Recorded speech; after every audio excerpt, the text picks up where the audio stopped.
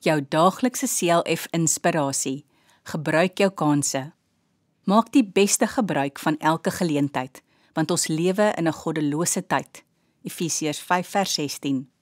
Die tyd waarin ons lewe is baie deurmekaar en vol sonde. Elke dag hoor ons van verkeerde dinge wat rondom ons in die wêreld gebeur. Soms raak ons bekommerd en wonder waar dit alles gaan eindig.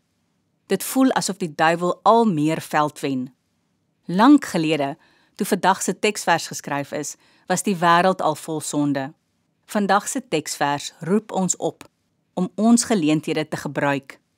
Dit beteken dat ons elke geleentheid moet gebruik om te getuig van die Here en om sy woord aan ander oor te dra. Ons moet ook elke dag probeer om beter kinders van God te word. Ons moenie eendag spyt wees omdat ons te min vir die Here gedoen het nie. Ons kry elke dag geleenthede om ons lewe aan God te wy. Ek en jy moenie vir God teleurstel nie. Ons moet voluit vir hom lewe. Kom ons bid saam. Dankie vir al die kansse wat U vir my gee. Help my Here om dit te gebruik. Amen.